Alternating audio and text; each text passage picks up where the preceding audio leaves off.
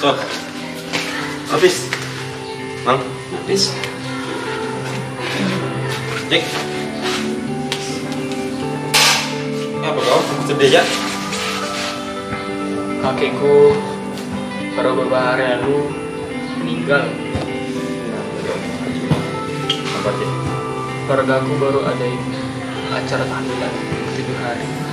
Tahlilan.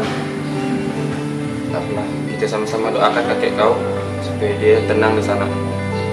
Ngomong-ngomong, aku kemarin pun ada acara juga. Aku ada acara antarajung. Hah? Acara antarajung, Sis? Acara apa tuh? Macam baru pernah dengar aja, dari budaya mana tuh? Antarajung tuh budaya Sambas. Itu salah satu rasa syukur orang Sambas habis panen padi. Yaitu hanyutkan kapal ke laut. Pis, maaf nih Pis. Setahu aku kalau kita bersyukur nih ya, kalau enggak kita sholat, kita intinya bah kita mendekatkan diri pada Allah. Nah, kalau kita bersyukur terus melampiaskannya ke alam gitu, nggak ke itu bisa dibilang syirik, itu enggak? Betul. Udahlah, daripada kita berdebat, berselisih pendapat, yuk masuk kelas yuk, bentar lagi kita mau pelajaran fikih. Kan Ustaz Edi lebih ahli dalam hal itu. Ayo masuk kelas yuk.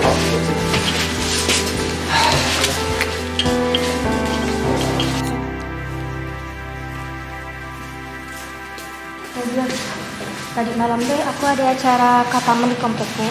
Kakak ayah aku disuruh jadi qoriahnya. Tapi aku tuh ragu, boleh ke ya aku bacanya? Soalnya be aku lagi haid waktu.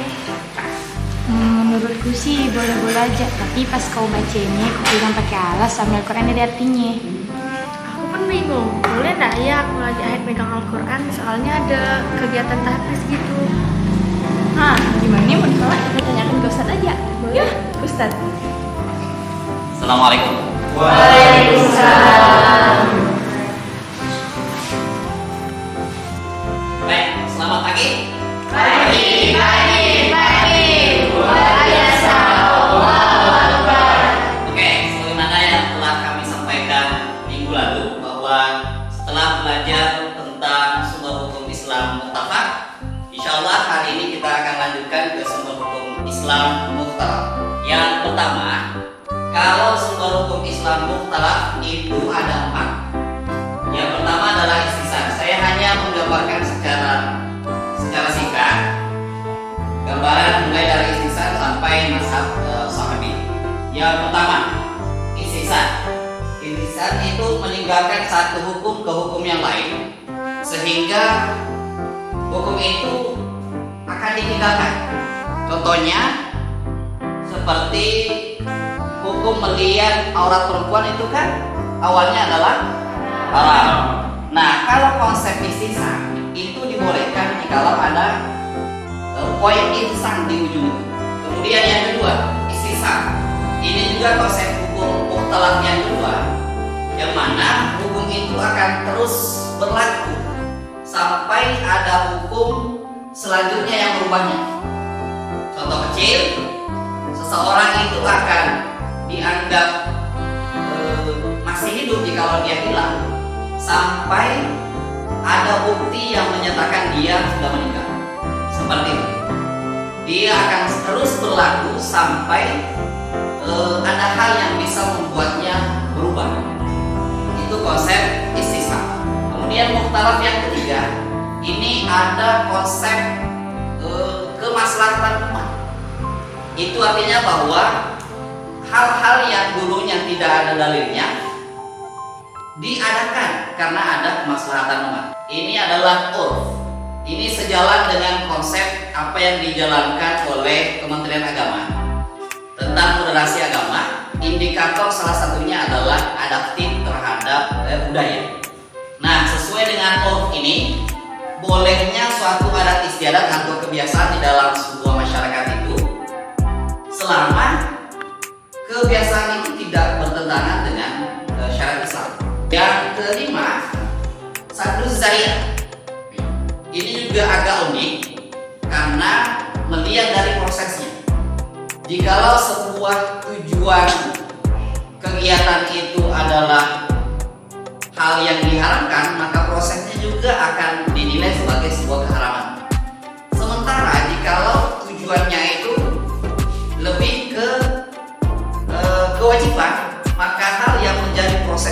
menjadi juga kewajiban. Yang keenam, syartu maqoblan.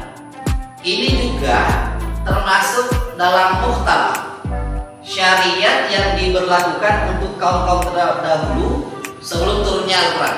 Ada hal yang boleh dilakukan sampai umat sekarang, umat Nabi Muhammad SAW. Ada juga yang tidak berlaku lagi. Kemudian yang terakhir itu adalah mazhab sahabi, jalan yang ditempuh oleh para sahabat dalam menetapkan hukum Islam, namun tetap berdasarkan Al-Quran dengan hadis. Salah satu contohnya azan sholat Jumat itu 2 kali, itu adalah ketetapan yang diucapkan oleh para sahabat. Oke, anak-anak, dari penjelasan singkat tadi tentang sumber hukum Islam mukhtalaf atau yang tidak disepakati, mungkin ada yang perlu dipertanyakan. Silakan. Ya, silakan. Kan ada budaya yang di Sambas itu namanya antarajong. Di situ yaitu merayakan hasil panen dengan cara menghanyutkan perahu yang berisi sesajen. Bukankah itu termasuk syirik atau menyekutukan Allah? Kan bisa saja Ustaz, kalau misal bersyukur atas panen itu bisa saja kita meningkatkan tahajud atau duha kita kepada Allah. Kan kenapa harus menghanyutkan perahu yang berisi sesajen? Itu bagaimana menurut Ustaz? Izin bertanya, membahas tentang permasalahan tahlilan yang ada di Indonesia. Masuk budaya juga? Ya Ustaz. Untuk di Indonesia itu kan ada sebagian yang berpendapat bahwa tahlilan itu boleh, dan ada pula yang tidak menyetujui bahwa tahlilan itu diperbolehkan. Mereka yang tidak memperbolehkan itu menyimpulkan karena tahlilan itu tidak dilakukan pada saat zaman Rasulullah. Padahal yang kita ketahui, lafaz yang ada di dalam tahlilan itu kan lafaz-lafaz yang baik. Jadi gimana menurut Ustaz? Oke. Masih ada? Ustaz, misalnya ada kegiatan tahfiz, sedangkan ada perempuan yang berhalangan waktu dia ngikuti tahfiz itu hukumnya apa ya kira-kira Ustaz? Nah, iya Ustadz. Di sini kan kondisinya si wanita yang sedang berhadas tuh atau berhaid tuh sedang dan boleh berinteraksi sama Al-Quran kan. Tapi dalam kondisi dia harus banget berinteraksi sama Al-Quran. Jadi iya, jadi gimana ya Ustadz? Beri aplaus dulu bagi yang bertanya tadi. Terima kasih atas interaksinya. Nah, ini tentang budaya ya. Ini agak cukup menarik karena ini juga dibahas dalam moderasi beragama, adaptif dalam budaya lokal.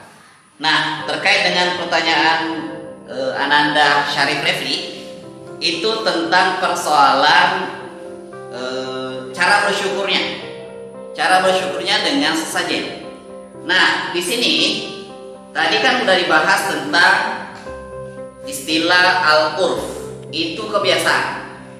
Perlu anak-anak sekalian tahu bahwa al-urf itu ada 2. Yang pertama adalah urf fasid, kebiasaan yang ada mudaratnya, kebiasaan yang sifatnya negatif. Sementara jikalau urf sahih, itulah yang kebiasaan baik. Nah, kebiasaan baik itulah langsung ke pertanyaan Aqsa. Kebiasaan baik itulah termasuk tahlilan tadi. Tahlilan tadi itu adalah hal-hal baik karena di dalamnya ada lafaz-lafaz Allah, mengajak kita untuk berzikir dan lain sebagainya. Sementara budaya yang dilontarkan oleh Syarif Refli itu agak sedikit melenceng, di mana syariat Islam kita itu kan melarang atau mengharamkan orang mubazir, apalagi dalam tanda kutip sesajen. Sesajen itu ya sudah menjurus ke kemusyrikan. Pertanyaan ketiga dengan keempat itu hampir sama. Ini juga. Nah, di sini ada konsep yang dinamakan istihsan. Istihsan itu ada di dalamnya menyatakan bahwa jikalau ada unsur ihsan, kebaikan, maka dia boleh melakukan hal itu, meskipun ada larangan awalnya bahwa tidak boleh menyentuh dan membaca Quran kan bagi orang yang hamil, bagi orang yang haid. Nah, pada saat itu Istisna itu berpandangan lain. Coba misalnya, haid itu kan ada waktunya ya.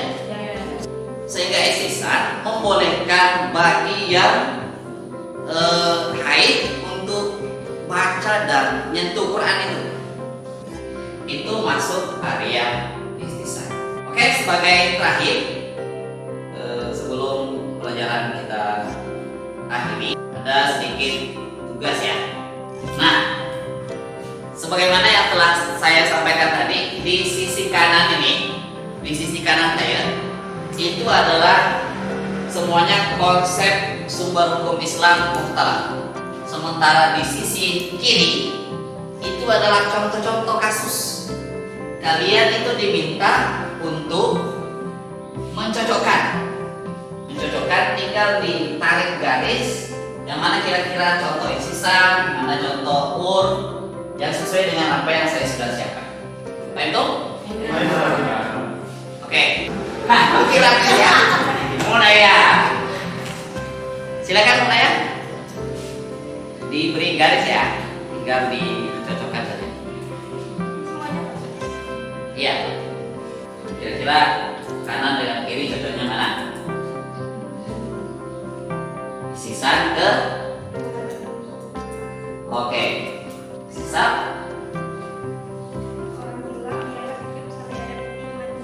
Oke. Masalah kira-kira gimana?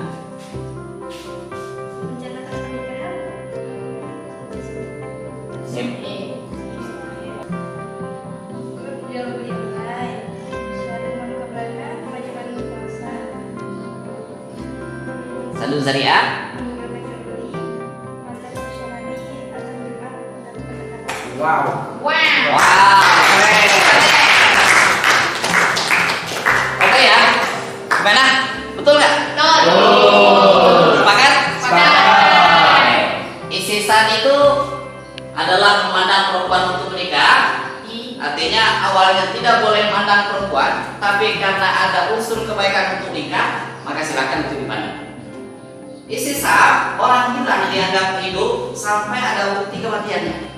Masalah musalah tentang pencatatan pernikahan dalam surat resmi. Orang kalau udah ijab kabul, udah sah kan? Meskipun tanpa surat resmi atau buku nikah. Nah, masalah musalah itu pencatatan pernikahan dalam surat resmi itu dianjurkan dan itu yang berlaku sampai sekarang. Jual beli online, mana ada jual beli online bersama Rasulullah? Sekarang karena udah kebiasaannya orang, jual beli online itu termasuk syarat umat Maulana adalah perintah puasa, bukan hanya pada saat zaman Rasulullah, tapi itu dimulai dari Daud, ada namanya puasa Daud. Tapi konsep puasa atau syariat puasa itu berlaku sampai sekarang.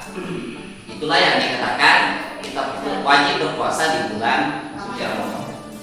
Syahdu Zariah itu adalah meninggalkan jual beli untuk sholat Jumat wajib, sehingga meninggalkan jual beli juga termasuk wajib. Terakhir, mazhab Syafi'i, azan Jumat dilakukan dua kali. Oke? Mudah-mudahan ini bisa membuat kita lebih paham terhadap sumber hukum Islam, baik yang muttafaq maupun mukhtalaf. Sehingga salah satu tujuan utama mempelajari fikih adalah agar pikiran atau pemahaman kita tidak saling menyalahkan. Oke ya, ini itu saja pelajaran pada hari ini tentang sumber hukum Islam mukhtalaf. Kita akhiri tentunya selalu mengakhirkan jikalau berbicara tentang hukum. Wallahu a'lam. Alhamdulillah dan doa penutup majelis. Alhamdulillahirabbil alamin. Subhanallahumma wa bihamdika asyhadu an la ilaha illa anta astaghfiruka wa atubu ilaik. Assalamualaikum warahmatullahi wabarakatuh.